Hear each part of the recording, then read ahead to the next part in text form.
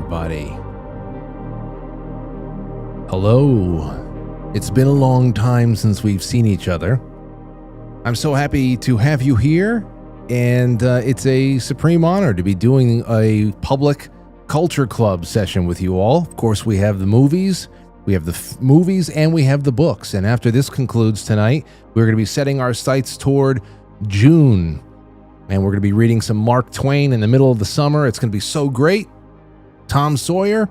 But for tonight, we actually have our second Christopher Nolan film of the year. I promise it's not going to be all Christopher Nolan, but this is an all-time favorite of mine, whereas Interstellar I had never seen before. So let's do it, everybody. We are talking about The Prestige, 2006.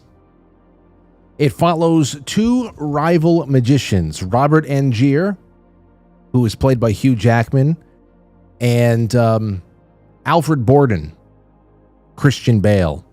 It's in 19th century London, and after a tragic accident that kills Angier's wife, their friendship, these two magicians, turns into a bitter feud. Of course, Angier blames Borden for his wife's death, and in the tank escape, the escape trick.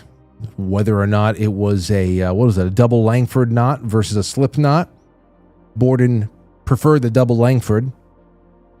So after that tragic accident, they're embittered. They hate each other. Well, actually, it's more so Angier is far more obsessed than Borden, but there's more there.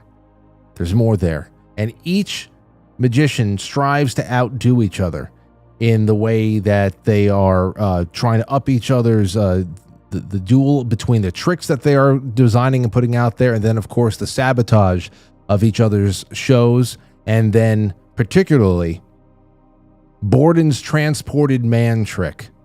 That changes the entire game. At that point, Angier is completely consumed by envy. He seeks the help of Nikola Tesla.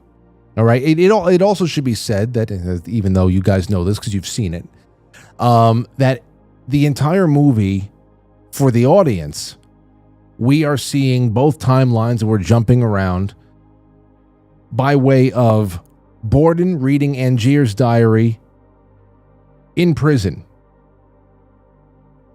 and Angier reading Borden's diary as he is off in Colorado Springs.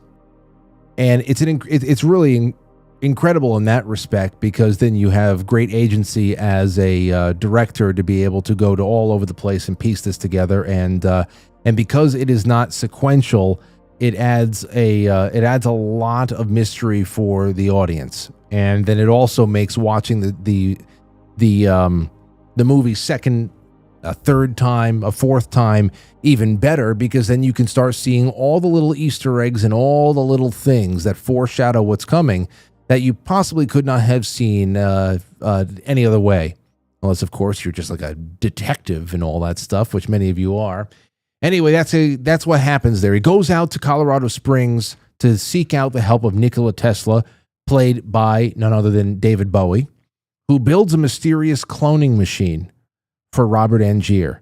And now both magicians, they got to make this profound sacrifice in their life. Borden lives as a twin, hiding his double life with a twin brother, which I have an admission to make with this. And Angier repeatedly clones and kills himself to perfect his act every night. And the film's non-linear narrative reveals their secrets through deception and betrayal. Of course, like I said, in reading through each other's diaries as they are either incarcerated and waiting to be executed, as Borden is, or Angier, who's on an expedition into America in 1899 to find the help of a man who has big ideas that nobody wants to hear about anymore. And we're going to get into that for a little bit. So some prominent themes. I have some prominent themes for you here that I want to just throw out to the audience. I have a wonderful amount of voicemail that's going to be great to get to. Here are some of the things that I have come up with. And you let me know, and you guys talk amongst yourselves in the chat room. Obsession and consequences. Obsession and its consequences. The film explores how all-consuming obsession, especially Angier's quest for revenge, and Borden's dedication to his work leads to personal and moral destruction, sacrificing relationships and humanity along the way. Deception and duality. The narrative and characters embody duality. You have a lot of twins, you have a lot of doubles, and then, of course, hidden identities. Obviously Fallon and all of his disguises and whatnot. That's it. And the whole idea that you never know who is really who. Even in the beginning, when Borden and Angier are really good friends, well, they're working together, and they're observing other magic acts that are coming into town, like the old Chinese man that's coming in that makes full fish bowls appear out of nowhere on small little cafe tables just behind a little bit of a mapine. What is he doing? Observing the little Chinese magician as he hobbles through the street. And they're talking to each other, Angier and Borden are. They're saying that, no, this is it. This is the secret to his trick. This is it. He's living his act right there. He's not this hobbled old man. He's a lot stronger. There's something about this, about the way he's presenting himself to the world, that is part of the whole trick. And that's it. What is it to be? For any of these characters to actually be, who are they? Especially after a while. Then you have moral ambiguity of the whole situation. The Prestige avoids clear heroes or villains. Is that true? Do you find any heroes or villains in this? Or is everybody living in a gray area?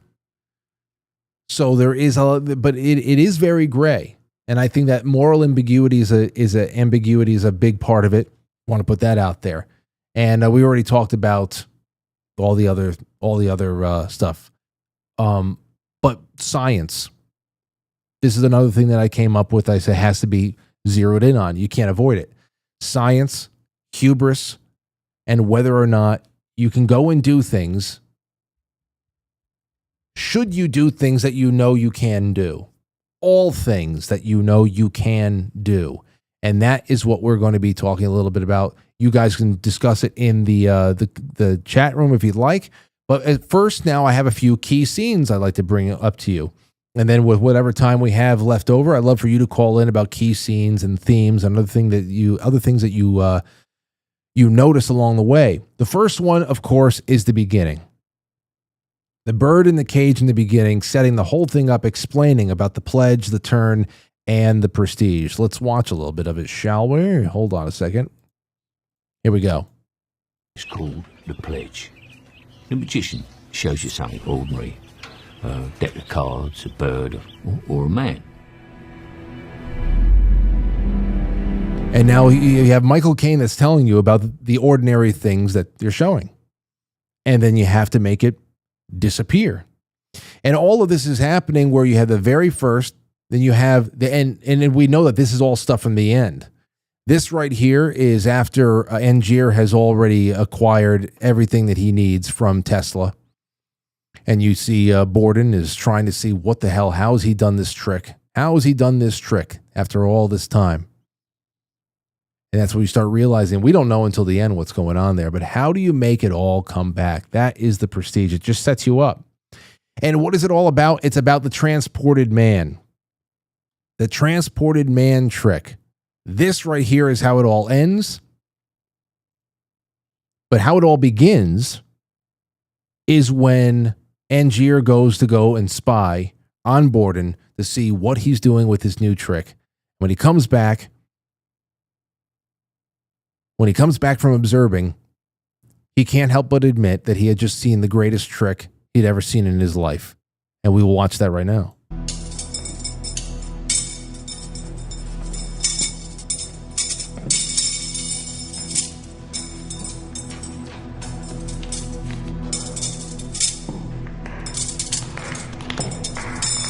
Need a volunteer? What happened? Did you hurt him? What happened, Robert? You, sir.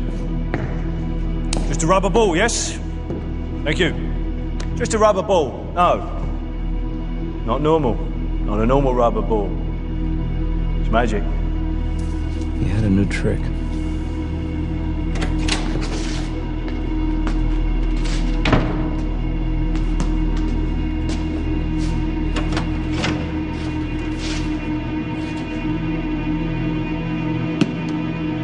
could.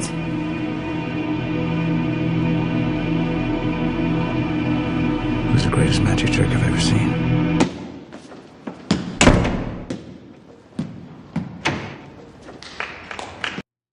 Now that right there that always gets me. The music as well. When the music stop is the greatest magic trick I've ever seen.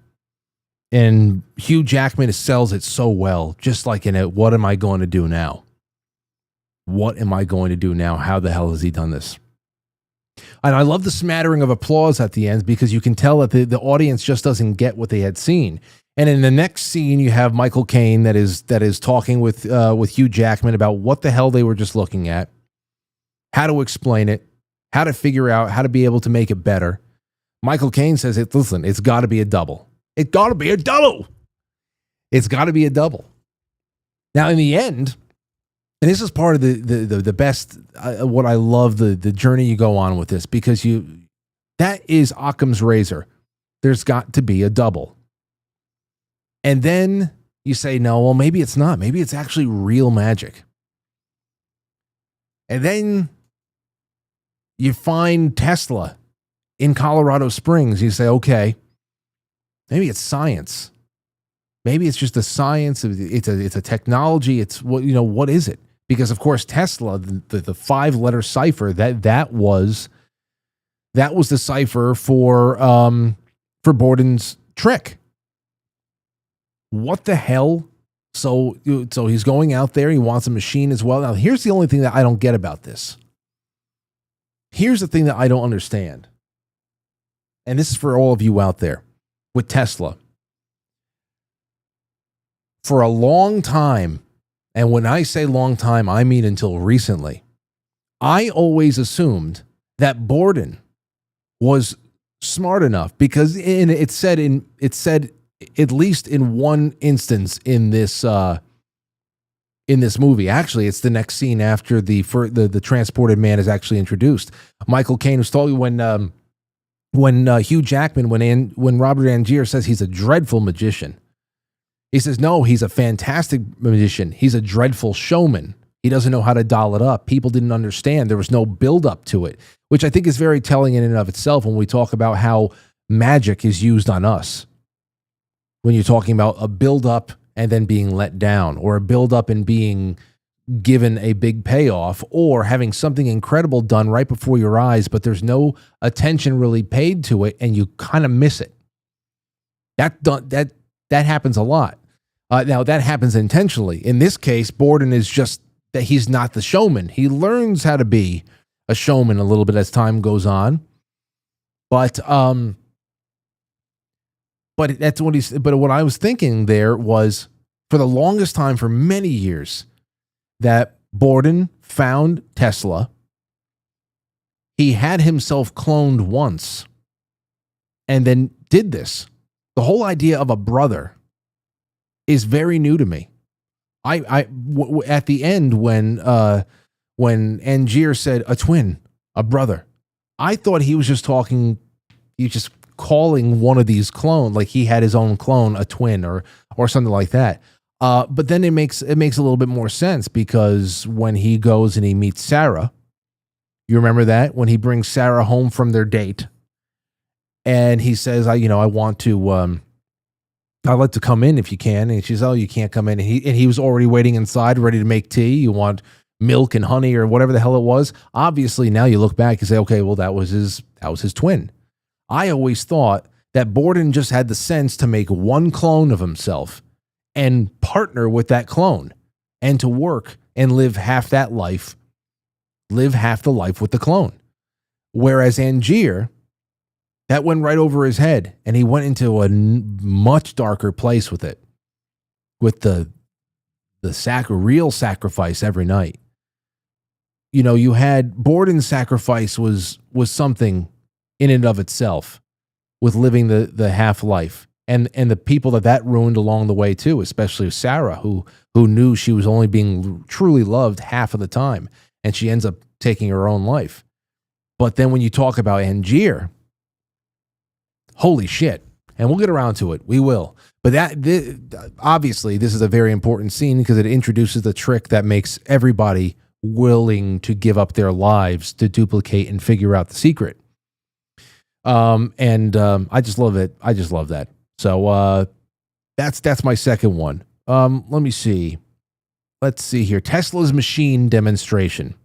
First of all, just Tesla's introduction is fantastic. Here he is in Colorado Springs. Angier showing up to talk to Tesla. And of course, Andy Serkis. He can do anything on screen. And I don't know. He's great in this as well. February 8th, 1899. Today, finally, a breakthrough. Tesla's agreed to see me.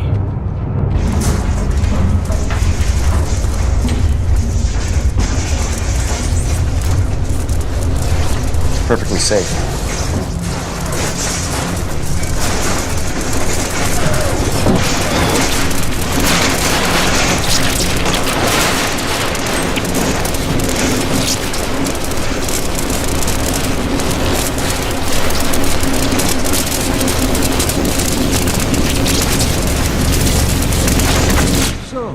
This is the great Denton. Yes. Yes, indeed it is. Okay, so now this is big right here.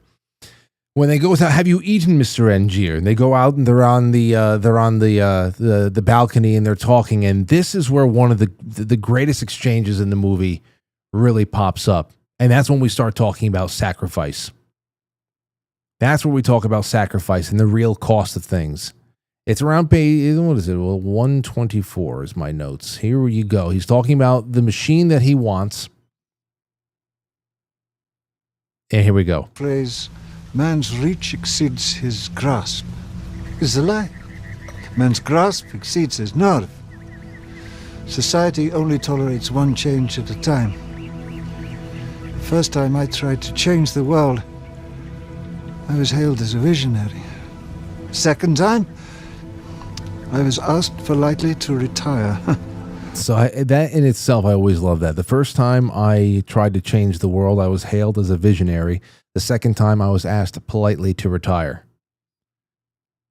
And then, of course, you know, there's references in this that to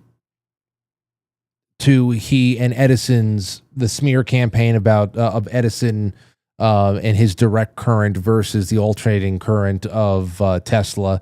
So there's that, and anyway, here he goes talking about what he wants. Angier wants from Tesla. So here I am, enjoying my retirement. Nothing is impossible, Mr. Angier. What you want is simply expensive. If I were to build for you this machine, you would be presenting it merely as illusion?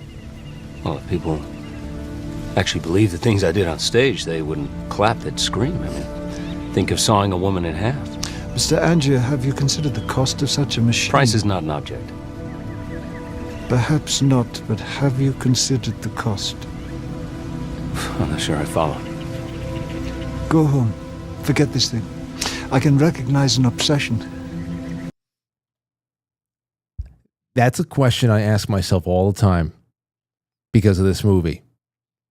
You know, but the money's not an object. When you see something you want, like, I don't care. I will put it on layaway, whatever. And it's not even about money, whether or not something you want to do or you want to. It's not even about a question about money. It's about what kind of a hook does something have on you. That it goes beyond money or what something you can barter or time you can give. It's like, what is the cost? What are you giving of your soul? And he can tell that this guy's paying a very heavy cost for what he's on. And it all comes out in the last scene. There's many important scenes along the way, but I'm just going to string it all together. The last scene where he's in the warehouse, he's surrounded by all of these tanks filled with dead clones of himself. So, I mean, you're here for the film club, so you watch the movie. If you're watching this, if you haven't watched the movie, I don't know why you're doing this to yourself. But what he makes the choice to do is, once this Tesla machine is done, realizes it duplicates and clones a person. They go outside, they find all the black hats and all the black cats, and they don't that they thought that this whole thing was malfunctioning, but it's not an exact science. And what we learn about Angier is that the first time that he used this on himself in London at the theater, he came face to face with a clone of himself, and immediately, out of fear, I believe the clone shoots him. Or it might be one way or the other. It might be the other way around. He might shoot his first clone dead. What do I do? And then from there, his idea is to every night, because the transported man is, I need to go into one box and I have to come out another side of the theater, and I have to defy all laws of physics that were known to man at that time in the late 19th century. And instead of actually transporting himself, he was cloning himself. And what would happen to the man that was cloned is that he would drop in the trap door below the stage into a water tank and drown to death. And every night, that was the sacrifice. That was a sacrifice paid. Now, at the end, when he comes face to face with Borden's twin, after Borden is executed, and he thinks that he's gotten away with it, Angier has. He has his final encounter with Borden. He's shot in the stomach, and now they're actually able to have a little bit of a heart-to-heart. A little bit of a heart-to-heart, and that's where he talks about what they had to live with himself. Hold on. Where is the 4:30? I love this about why they did it, and all for nothing, stealing each other's work. And listen to this. Look. Got that kid.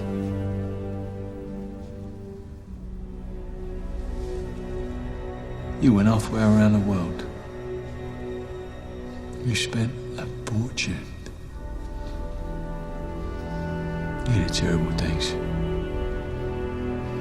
Really terrible things, Robert. And all for nothing. For nothing.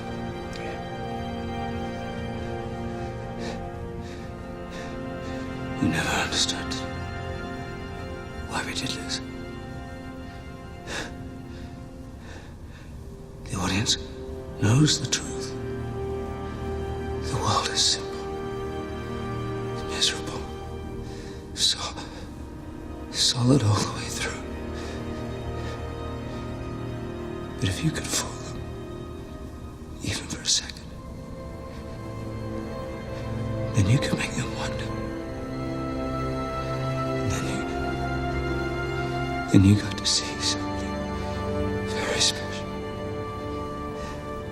And then he goes on to say after that is that it was the look on their faces. Now, of course, all for nothing. And then he talks about, hey, the truth about the world is that it's simple, it's miserable, it's solid all the way through. But you think about all the wonder. He says, if you can make a person wonder, it was the look on their faces. That's what you were going for. He's a real showman. But again, obsessed and lost his way. And I would say that he lost he lost track of a lot of the wonder that he encountered along the way in his journey. New love that he could have had, that he completely overlooked. The old love of his life that he completely ignored after a while, that it got replaced with an obscene amount of obsession, and the real magic that he saw with Tesla. I mean, the world is not solid and simple and miserable all the way through. You saw things that should inspire awe, that there's so much more. There's so much more. And you lose it along the way. So it also says something about Angier's choice to commit to murder and suicide every night. That's why I'm saying, instead of just cloning one person, one of himself, and going into business with himself. In fact, this Angier that we're seeing right here, I mean, this is not even the original one. He even says, he goes, it took everything. Borden says it takes nothing to steal another man's work. He says it took everything. And they say, you want to talk about sacrifice. He says, you don't know, every night getting in on the stage, not knowing if I was going to be the man in the box drowning or the man in the prestige taking the applause. And that's a huge, I mean, that's big, that's deep. But just anything you love enough to do that every night, you know, to commit to murder / suicide every night instead of just cloning one person to go into business with. And is that also, do you think, maybe it did cross his mind? Is it perhaps because he couldn't compete with his own ambitions? Perhaps there could only be one Angier. He couldn't live with actually, leading that double life where one of him would have to be hidden at every time, at any given moment, just like with Borden and Fallon. That's a question right there too. He couldn't compete with his own ambitions. There's only room for one of them. Whereas the other side, there was room for that brotherhood. It was a little bit more beneficial and balanced. They're willing to sacrifice for each other. That seemed like it was a little bit more. So I don't know. There's a lot here. There's a lot here, and I have a lot of general questions for you. And I'm going to go on to our voicemails as we're moving right along. Here's a few questions that came up for you. Number one, how does non-linear storytelling in this, where they're bouncing all over the place, you're starting with the end, you're ending with the beginning, things like that, how does that work for you? Does it enhance your experience? Is it the understanding of the plot? Did it confuse you a little bit? It worked with me. Obviously, like I said, second, third, fourth viewings, it becomes a lot more clear and a lot more brilliant, and you can just start taking things in a little bit easier because you're not trying to figure out chronology of events. And then there is, as we said, moral ambiguity. Who is the villain? Is there a hero? Is there a villain? Or is it just a whole lot of gray? The final twist. Did the film's ending, revealing Borden's twin and Angier's cloning, did that feel like it was earned in any way? Or did it seem like a cheap trick in and of itself? I don't think so. I think it was earned. But again, like I said, I did not know until recently that it really was Borden's twin brother. I didn't know. I thought because Angier got the Tesla cipher from him that he had already interfaced with Tesla in one way or another and thought ahead and said, all I need is one extra of me and I can make this work. That's what I thought. I didn't even think it was an actual brother. So Angier's clone, I mean, that is earned. I mean, it's both earned. They both think about what they sacrificed. Angier to a far greater degree. If you ask me, because the real Angier's been gone for a long time. That's not him. It's a facsimile. And then we have cinematic techniques, of course. You know, I just love the setting. I love this time in London, or at least the way that it's being presented to us by Christopher Nolan. The music is wonderful. Symbolism of magic. How does the film's tagline, "Are you watching? Are you watching closely?" How does that relate to you? I like that. And the audience's experience, because again, it keeps you watching very closely throughout the entire thing. But there's more. Of course, we talked about sacrifice and cost with Tesla. There's a lot in there. Okay, there's a lot, and there's also plenty to be said about the supporting characters as well. Not only Scarlett Johansson and Sarah were played. Who was it played by? Rebecca Hall. Cutter. Michael Caine is usually great in a lot of things that he does. This is no different. So, and this has a lot of rewatch value, if you ask me. So I would love to hear a little bit more on that. Let's get to our voicemail, shall we? The first one is from Shane. Let's listen to what Shane has to say. Hold on a second. Boom. Hey, Frank, this is Shane in Portland, Oregon. This was my fourth viewing of the movie, and it's like it casts a spell. I feel like it every time feels like the first time. And this time I'm wondering if it's the narrative, the three-act setup of the pledge, the turn, and the prestige. Anyway, I just wonder if anybody else feels the same way. Have a good one. Love the film club, love the book club, love the show. Thank you, Shane. I'm with you. Yeah. There is the entire movie is set up that way for sure.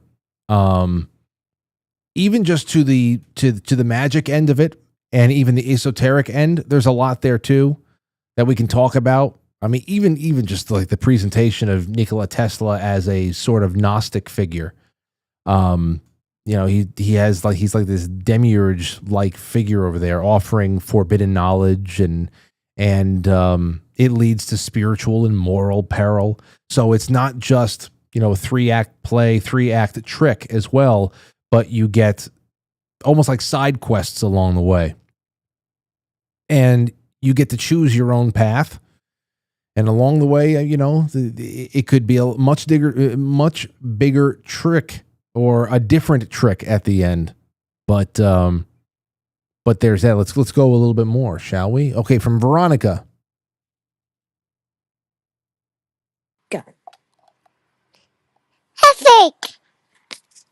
That was Leo, and this is Veronica. Hey, Leo. From Ohio. Leo knows your voice, I think, as well as the rest of my family does. Anyway, I finally watched The Prestige last night for the first time probably since the movie came out. And it's interesting to watch a movie the second time when you know what's coming. Where the first time you're just trying to figure out what the trick is. And this time, I think what stood out to me most was the moment when Olivia, Scarlett Johansson, was talking to Hugh Jackman's character, Robert. And she was talking about her wife, and he says to her, "I don't care about my wife.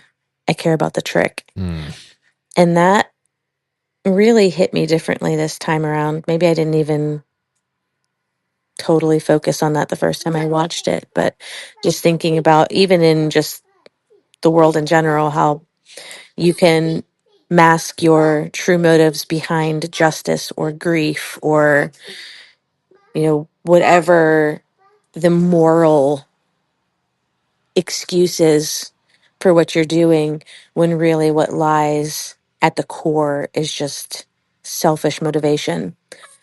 And that was just a really interesting focus for me that time around, and watching his character devolve from a grief-stricken man to a man just after revenge and wanting to be on top. Yeah, great point. That scene hurts, and it hurts Robert Angier as well when he just mutters, "I don't care about my wife. I care about his trick." And it's like he winces, he stops, he realizes what he just said. But he's being controlled. He's being driven by something. And it's true. It's all. It makes you really consider what drives us. There's so much there. So much. All right, let's see. Next one up is from the Sentinel. Let's hear what the Sentinel has to say. Good evening, Frank. Calling in for the first film club regarding the Prestige. There's a combination of literary themes in this story. There is the obvious man versus man rivalry between Alfred and Robert in finding out the other's secrets. Again, we have another element that is man versus himself, in that Alfred is existing as two people, each presenting as Alfred for a time, but not fully knowing what the other did when not in character, and ultimately sacrificing one part to allow the other the chance to raise the daughter. Finally, we have man versus nature, in that Robert is faced with his obsession and must sacrifice himself nightly for his self-esteem by trusting Tesla's science.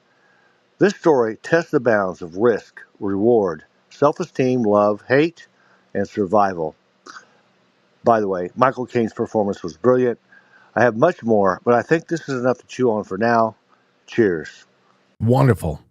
That was fantastic.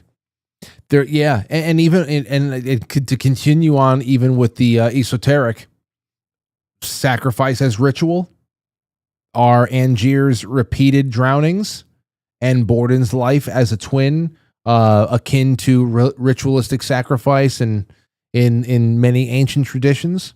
I mean, that's huge. The actual machine, Tesla's machine, as the Philosopher's Stone. Is Tesla's machine a metaphor for the Philosopher's Stone, granting a flawed form of immortality or perfection? And why? You know, again, why are you doing it? The double, again, if you want to talk about doubles and clones and twins, the whole Jungian idea of, or that to keep it in those terms of Jung, do Borden's twin and Angier's clones represent their shadow selves?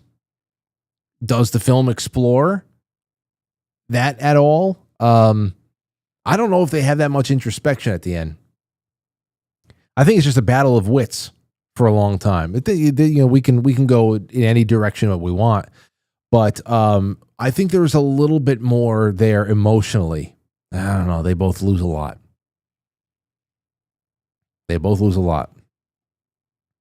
Borden lost a wife.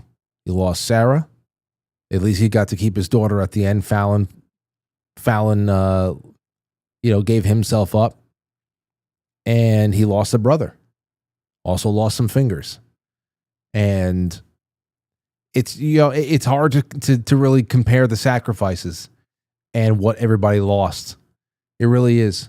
All right. Thank you so much, The Sentinel. We have another one over here from Jenny. Let's go. Hello, Frank. This is Jenny. I was struck by the scene where the little boy knew instinctively that the bird had been killed in the cage. He even asked where the bird's brother was, which provided interesting foreshadowing. Great pick for Film Club, Frank. Thank you. Yeah. I mean, well said with the kid at the beginning. Where's his brother? That's something I picked up too when I was rewatching it last night. Can barely keep my eyes open. So good point there. Here's one from Stephen Ellis. Hey Frank, great film selection for the Film Club tonight. Here are a few thoughts I had. First, a few quick points. Just the extreme lengths that these magicians are willing to go to is crazy. Whether it be to live your entire life as a lie in order to preserve the illusion, or in fact is to go as far as to murder clones of yourself, or suicide yourself in favor of the clones is crazy. I'm also wondering why Tesla would give him this machine that he knows is so dangerous. Maybe it's ego. He just doesn't want to see it destroyed himself, so he's leaving it to somebody else to make that choice. I'm wondering how many birds and bunnies and other small animals have died in the name of magic, and if that still happens today.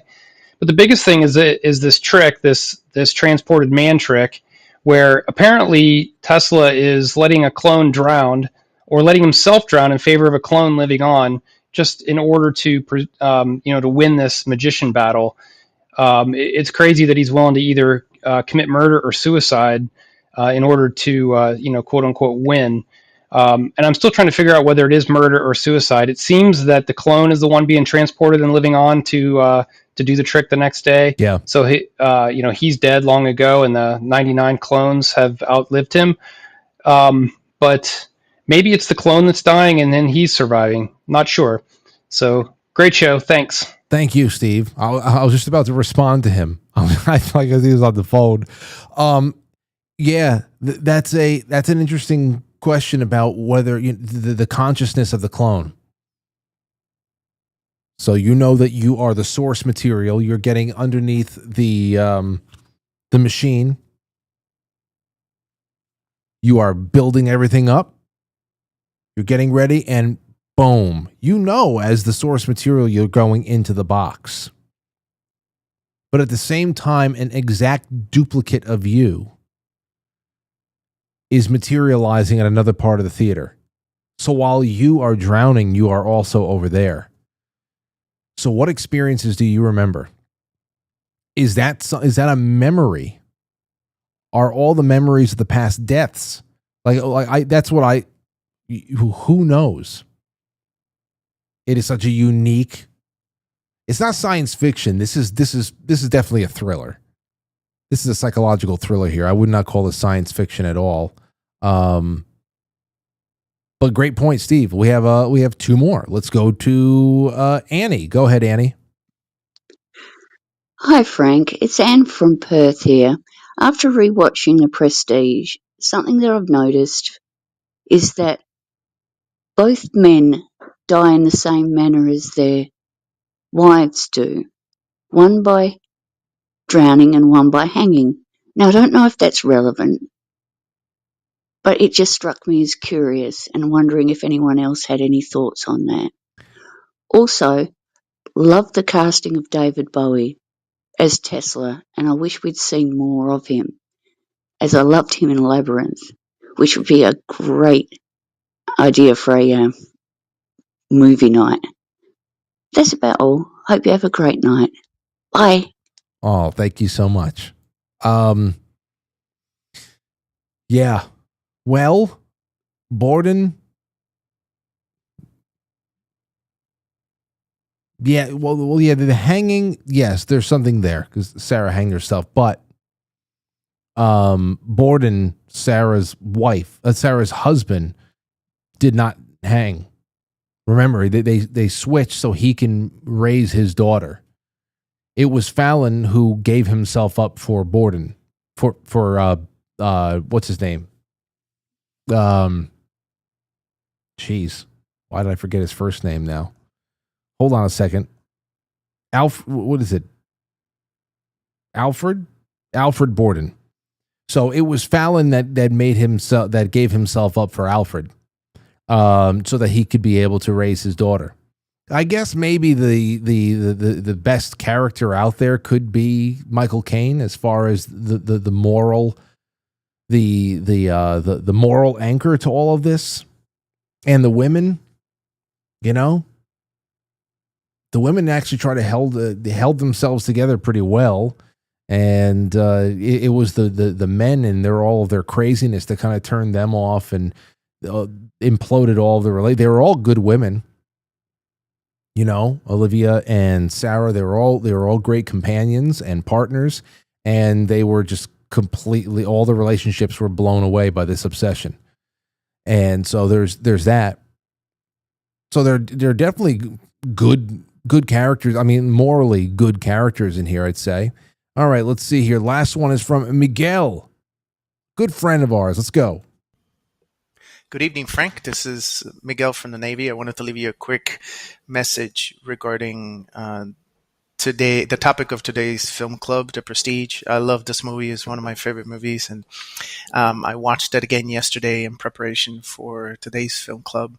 I like how the movie treats the topic of obsession, where essentially the obsession that these two gentlemen had with their craft and beating each other essentially led them both to their downfall. Even though at the end there's sort of seemingly appears that there's a clear winner, I would say that both of them lost. One of them lost his life, the other one lost his family and his brother to a certain degree. And it also makes me think about where is the line, right? Us as individuals, we have things that we care about and that we work really hard to get good at. I as an individual, I have a hard time figuring out where the line is between me continuing to attempt to be good at something and an obsession that would eventually lead to my downfall. I think this is an important question, right? I don't know where the signs are, and neither did they. I think that's really cool to think about. I'm not sure if that's a topic you will treat today, but I hope I get to talk to you tonight, and best to you, to your family, and I love your show, brother. Take care. Well, thank you, Miguel. Been watching for a long time. Listening to us over there on the high seas on one naval vessel or another. That was really amazing. And it is worthy of just a conversation. in a normal broadcast setting about obsession and knowing your limits and what is something. What are the healthy limits of any one thing you do? I often wonder about the healthy limits of things I do for this show, the time that I put into it, and sometimes my desire to make it better makes me lose track of the things that already make it great, that should be preserved. I think we've done a good job preserving it, but you don't ever want to approach something with anything more than almost like a love and humility, because then you're energetically free enough. You flow better, and there's nothing clogged. There's nothing clogged there, and there's nothing that is restricted or stifled or done for the wrong reasons. And that is that's very real for any of us. Whatever the hell it is, you sit down to do something for enjoyment, and all of a sudden you realize, oh no, this is not serving me. Smoking anymore doesn't serve me anymore. I'm getting anxiety. I'm not having a good time. I don't like playing video games anymore. It makes me upset. Or whatever the hell it is. That's something we should talk about one night. It really is. And it's a big one here. Now, as far as Tesla goes, we'll end with this. Jay Dyer sent this my way because I asked him if he wanted to be a part of it, but he's traveling a lot. I said, you know what? You got enough on your plate. He wanted to call in from the hotel and stuff. I said, don't worry about it. But I know that he did a lot of work on the Prestige. So this is from a 2014 article he wrote on jaysanalysis.com. And I'm just going to read you the last paragraph of this on the Prestige, a film about revelation of the method. And Jay focuses here on Tesla. And he says this: researcher Michael Hoffman perfectly describes the theme and message of the Prestige. Imposing an artificial reality based on nothing but lies and promoted by liars, initiated into the art and science of illusion. Written in Twilight language, it is a film about much more than petty magicians. It is a film about revelation of the method itself. It is a revelation of the method of revelation of the method. Just as Borden's diary in the film is written in a cipher with a keyword that turns out to be Tesla, Nolan wants the viewer to understand that the Prestige is a film written in a cipher whose keyword is Tesla.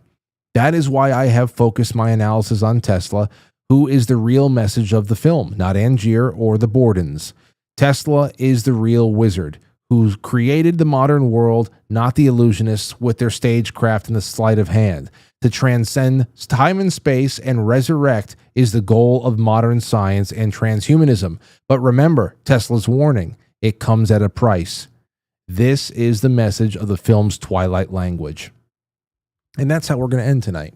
And I really, and thank you again. I have our wonderful thread over here that we have open. Robert Solario. I've been kind of a fan of David Bowie since I saw him on the late night television show, Midnight Special in 1972. Nolan stated, I've been a fan since I was a kid. We felt to play the part of Tesla, we needed somebody of extraordinary charisma and just a strange aura about them. Bowie steals the scenes that he's in. One of my favorite movie scenes is when Bowie played Pontius Pilate as he interviews Jesus Christ, played by William Dafoe in The Last Temptation of Christ. As for the machine Tesla created, does all the work, or is it just a prop? I can't decide. But then I can't help but think of the Philadelphia Project. Thank you for Robert. Thank you, Julia. There's other people there you got to go check out. Lady Blue, too, and Kenny in Cleveland. These threads over here, which are linked in the description below, are for all time, for all people who are going to watch the movie and come here and enjoy the film club for the years to come. So please get your name and get some of your thoughts in there. And thank you to all of you guys and gals who contributed through voicemail. That was really a great touch to bring the audience in. And if this is your first time being in with us, trust me, you're going to want to be in for book clubs. That is going to be every Monday in June. Then we're going to have 2 movies in July. We're going to do a double dose in August. We're going to go with The Body, the novella The Body, and then Stand By Me back to back because it's the same source material and the film adaptation. And it's so fun. Outside of what we do every night at 7 o'clock, be a part of the Culture Club. We need to be a nation of readers again. We got to watch good movies. We got to have good conversations. And this is the perfect forum for it. So become a sponsor, join us. We'll sprinkle these public ones in there every now and again, but you really, really, really should come and read and hang out a little bit more. Have a wonderful week. Love you all. Good night.